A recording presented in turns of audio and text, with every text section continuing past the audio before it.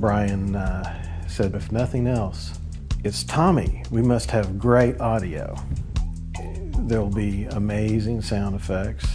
The band will be in 3D. It'll be like they're right there in front of the band. And they will at times actually experience life from the perspective of Tommy himself. It's a real different point of view. The 3D sound that we're using is very mind-blowing. It's a very interesting experience for an audience to sit through a show where you're going to hear things literally jumping around you. That's something new, and it was wild when I got to hear the actual use of the sound. I got to hear a test of it. It was kind of strange to hear somebody chewing an apple right behind your ear. And I mean, it sounds, you swear to God, they're right behind it, around your neck.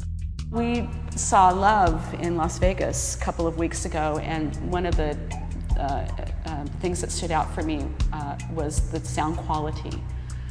It was so wonderful. The sound was so wonderful that it helped complete my experience viewing that show. So I'm excited that we're going to have wonderful sound for that reason. I don't want to give it all away, but there'll be sound effects. There's going to be an aerial World War II gun battle that you'll have the perception that you're in it. I must admit, when I heard about the idea, it did raise an eyebrow, and I was like, oh, okay, well, that's certainly different. What's exciting is it's never been done before. It's incredible. You know, the sensory and the vibrations you feel, it's remarkable. And what's fantastic is it blocks out any ambient noise, any distractions, so you're really focused into the piece. People are going to be very curious. I think in the beginning, what will happen is what happens when Brian and I were first sitting in the theater and demoing it, which is like, you know, headphones on and off. Is it live? Yes, it is live. Yes, they are singing. Wow. Theater's about suspension of disbelief. And our minds work awfully hard to take, you know, kind of messy audio that, you know, like I said, might even be stereo at best if you're sitting in a perfect seat. If you're sitting within the center 8 feet of the theater, outside of that, you're not even getting stereo, let alone 3D experience, you know.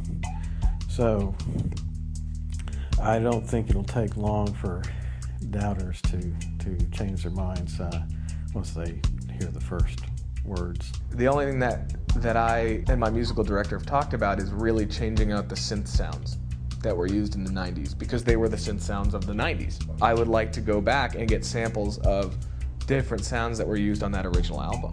I contacted the original orchestrator of the show, and the version that's sent out is a tour orchestration, which is reduced. And I actually just finished getting off the phone with them yesterday.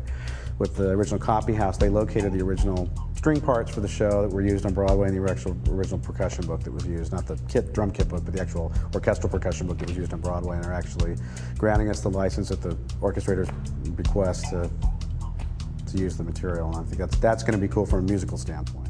It's operatic. I mean, it's amazing. It's amazing because you think of Rocketeam at that time, it's an incredibly operatic score and still delivers the goods majority of the way through in a way an opera would. And I look at it always as one of the first albums I remember hearing as a kid. My brothers and sisters had it, and you know, it's got the kind of passion that opera has. It does things opera does, and it's very scary. And I remember how from there, you know, you got Jesus Christ Superstar and Hair and stuff like were offshoots of that. But the music is incredibly powerful music. I mean, it's amazing because of its simplicity, and yet it delivers these broad stroke ideas the way opera does, and it's incredible.